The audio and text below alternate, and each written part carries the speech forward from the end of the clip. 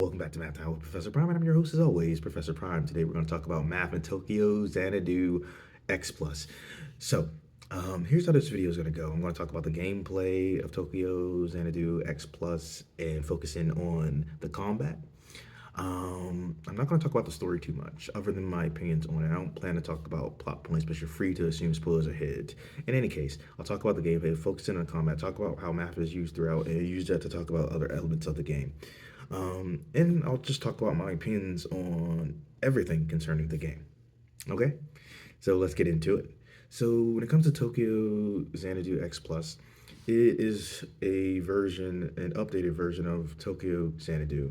Tokyo Xanadu originally came out in 2015 for the PS Vita. An updated version for consoles was released a few years later with some flourishes, to say the least. Now, if we get into the basics of it, right? Tokyo Xanadu X Plus is an RPG, an action RPG, and in order to navigate the world of said RPG, it comes in two forms. The main one is battle, and that's what we're going to focus on largely, but the other one, which does impact the battle, is navigating the world outside of like the dungeons and all that. So, you're going around and you're going to school, going to work, exploring that outer world, interacting with people and stuff like that. So when it comes to the combat, right, the basics are dish out damage, avoid taking it. And that's true of this game. That's true of a lot of RPGs in general and a lot of games in general where combat is a part of it. And to that end, right? So yes, you're trying to dish out damage, and there's so many different components to that. But when it comes to the avoiding damage, right? You're trying to avoid it directly if you can, but if you take it, you're trying to negate it or recover from it, right? And so there's that, and there are layers to all of it. If we start talking about like the basics of the gameplay and build from there, we should be good for what I want to do for this video, right? Okay, so you have that idea of being at 100% for your health and trying to avoid going to zero, right? Or trying to stay at 100% if you can. And then you're trying to take your opponent down to 0%. And as far as what aids you in that, so you have your stats, right? And in this game, you have attack, defense, magic attack, magic defense. You have your health. You have your power skills, flying skills, and range skills, and you have stats for that too. And so all of this impacts how you're dishing out damage, right? And how you're taking it. And so there's that, right? So you have your stats. You're gaining experience points as you go throughout the game, battling and doing quests and side quests. And you're leveling up, and this is improving your stats and improving your ability to also navigate the world further. Then on top of that, right? So you have your basic attacks that you can do, but then pertaining to the skills that I mentioned, like power, flying, and ranged, they impact your attacks too, right? Because you have the basics and you're dishing out damage, right? In some cases, you might want to do a ranged attack, right? Like maybe you just can't reach your opponent, or maybe you want to, keep some distance because you don't want them to get to you. And so you have your ranged attacks because, like, with your basic attacks, it's very short ranged. It's like very up close, very personal. And for your ranged attack, it's the long range specifically. But then you also have the idea of power attacks, and those are your charged attacks. So it's like you're dishing out damage, but it takes time to build up, right? And then you have your flying attacks. So jumping is an option in this game, and when you jump and you hit like your range attack button, you can do a flying attack, which may be useful for opponents that are on air, right? Or maybe you just have that particular stat boosted. So you have these elements already, and meanwhile, while you're attacking, you have the ability to jump out the way. You have the ability to do an evade. So it's like vertically or horizontally, you're covered, right? But you also have the option to block or parry. So we have this idea of you attacking and defending, and it expands, and there are options to it, and there are stats surrounding it. Then you have different equipment and different items to boost your stats. different things that you can do for your weapons along the way, right? And your opponents are dropping different items as you're building up, and as you're gaining different items, right? You could also have some of those be like food items, and you can like use different recipes and like cook. And those different items can not only boost your health in a traditional sense, but they could do other things too, right? Um, and we'll get to that in a little bit because some of the things that it can boost are regarding some of the attacks that I want to talk about. And we'll do that in just a second. I needed some tea. I don't know. Okay, so in addition to your regular attacks, your range attacks, your power attacks, and flying attacks, you have special attacks. Like outside of those, so it's like you got your basic attacks, but then you got like the heavy hidden situational attacks that I mentioned, like power, flying, and range. But then you have special attacks that you're filling some sort of gauge to do, because you could view the other ones as free actions in the sense that they don't have gauges associated with them. You can do them at will, right? And there's weight to what you're gonna do in a given situation. But then you have the ones where you gotta feel like a gauge, right? And in some cases, like filling a gauge means just doing basic attacks. Some of them, means doing a skilled sort of attack. Some of them mean like breaking, or sorry, destroying the breakable objects, um, or using certain items. But the idea is like we have special attacks, and I'm going to talk about those and what they do. Okay, so you have the idea of the X drive, and for that, when you're filling that gauge, you're going from 0 to 100, and that gauge is represented by an orange gauge that's sort of rectangular in its shape, and you can actually see, in addition to just like that visual representation by the bar, you could also see the numbers. And so anyway, you fill that up to 100%, right? And when you get to 100%, it allows you to, use the X drive. And the X drive is a state where it's doing a lot of different things, right? Because all of a sudden you're moving faster. Your combos are able to go uninterrupted. A partner can join you in battle, and um, you're immune to status ailments. Also, your attacks become whatever the elemental weakness of your opponents are. Um, so that's worth considering. It's doing a lot, and that's pretty cool. And real quick, I mentioned the partner. That is an option. Like you can switch back and forth between you and whoever you have attached as a partner on a given mission, and you can rotate. And eventually, you have a few that you can figure out how you want the dynamic to go between, and you can switch on the fly, which is useful, and it can be strategic. I also mentioned elements, right? That's a big part of the game too, because you have different elements, right? Like different strengths and weaknesses, and you have that interplay. And each of your characters that you play as throughout the game, they have their own strengths and their own weaknesses. So you can switch back and forth and use that to destroy your enemies more effectively, as well as avoid damage in the process. Now back to the special sort of attacks. So that was the X drive, and that's one thing.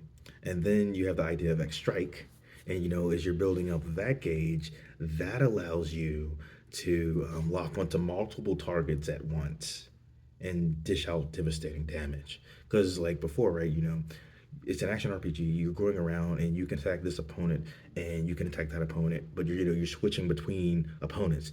With the X strike, you can just handle it all at once, and that's represented by a yellow hexagon or two yellow hexagons. Once you get going with that, um, and you see it filling up bit by bit, and so yeah, you have that. So you have the X drive and you have X strike, and then you have the idea of X skill. There's a lot of X's here, and with X skill, it's unique character actions.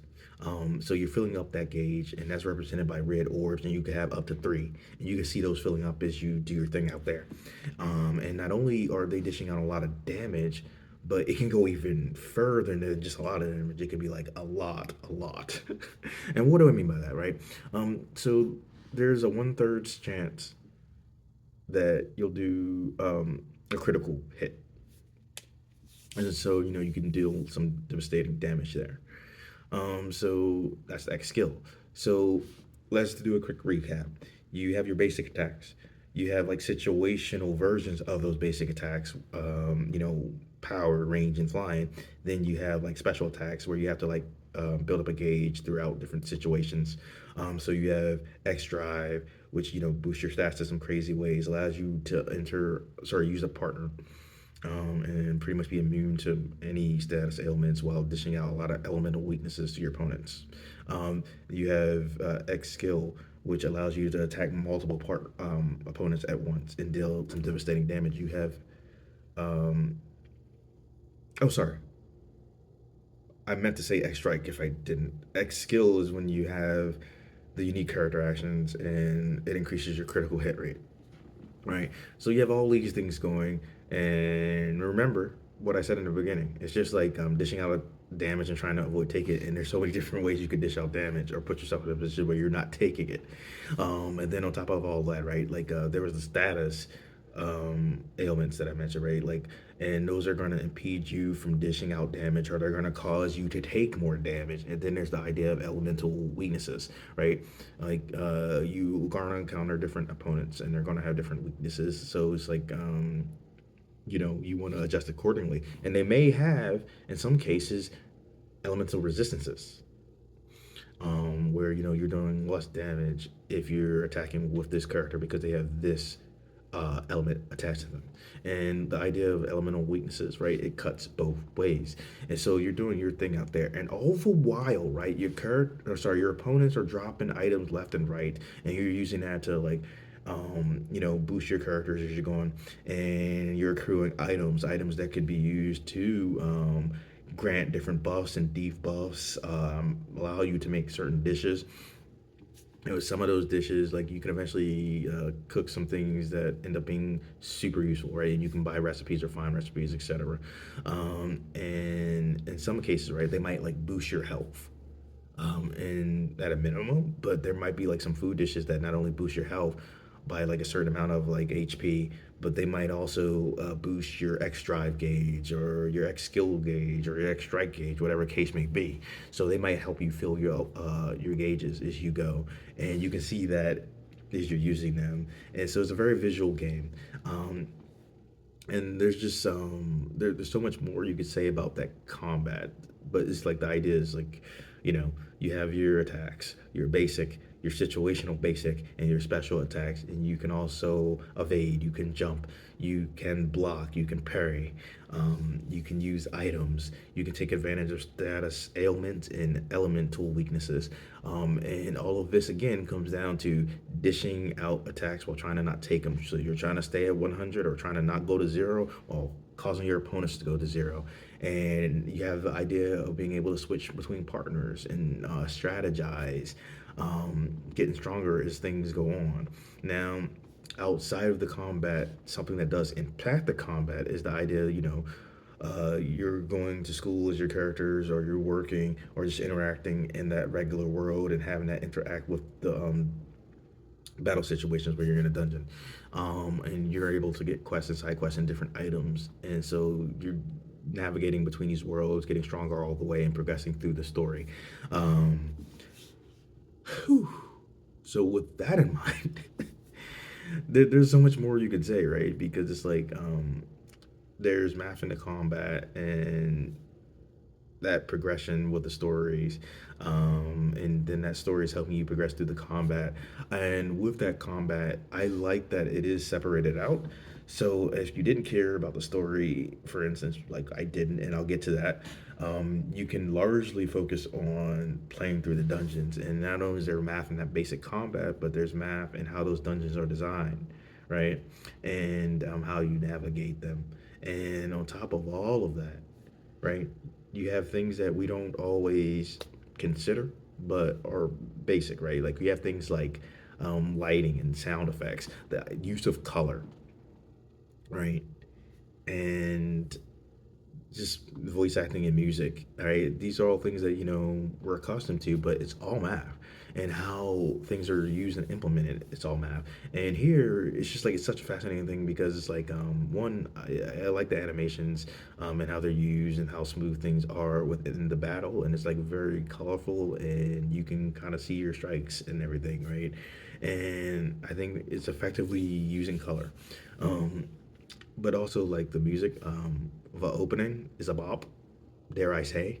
Um, it's very good. I like the opening. And there's math in that music, right? Math in what it is, because we're dealing with sound here, which is inherently mathematical. To simplify, we're dealing with vibrations through a medium, and in the case of music, that idea is used to make you feel, right? And there's math in the timing, math in the notes, how they're composed, how long this note was held and that note was held, when is this instrument coming in, when is that instrument coming in, math and how those instruments are constructed and what they're supposed to do, math in the voice acting, breath control, volume control, how lines are said, timing, and so many different things. And with like color and lighting, it's just like, light is something that's inherently mathematical. Color being an extension of that is no exception. Like we're dealing with the visible light of electromagnetic spectrum, and how it's being used and what it can convey. It's all math. It's all art. It's all math. And I think that's all cool. So as far as the story, I mentioned it a little bit, but like I largely didn't care about it. Not to say that the story was bad, right? Just it wasn't my cup of tea. It didn't really drag me in, right? I feel like there are certain games where like so with Tokyo Xanadu X Plus, right? Like for the parts where you're navigating the world, and school and work and all that, there are some games where they excel at that and they really feel they make you feel involved. This was not one of those cases for me. I'm like, let me get to the combat, because the combat is amazing. I like that. I dig that. It's fun, it's involved, and I dig it. I could play it all day, and there's some cases where I've done that. So it is a really fun game to play, but for me personally, the characters and story didn't quite click. Again, that doesn't mean these things are bad, just it didn't click with me for this game, you know and the gameplay was so fun where that it was like, let me get back to that. But you needed to like explore those other avenues in order to do it, but you can skip scenes. It's just like you still have to do segments where you're in that world in order to get back to the combat. And I do like that the dungeons are separated. That's fun for me, because it's just like, hey, yeah, I'll do my thing so I can get back to the dungeons. And there are plenty in there, and most of them are pretty fun. And it's just great taking down taking down opponents and strategizing.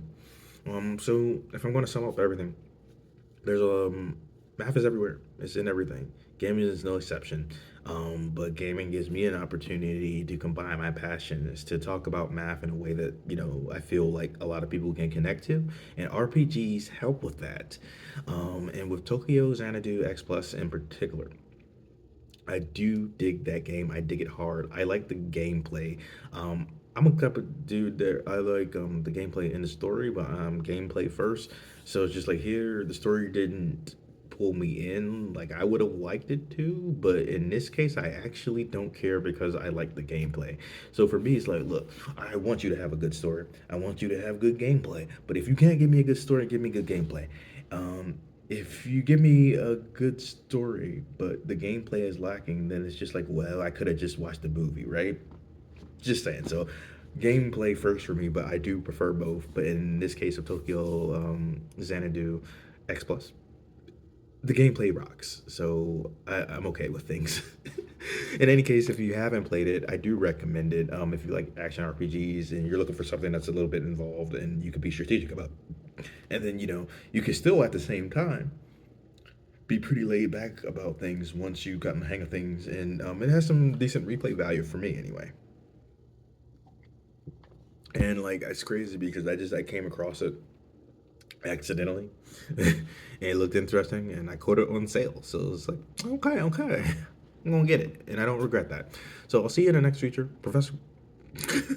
I'll see you in the next video in the future. Professor Prime out.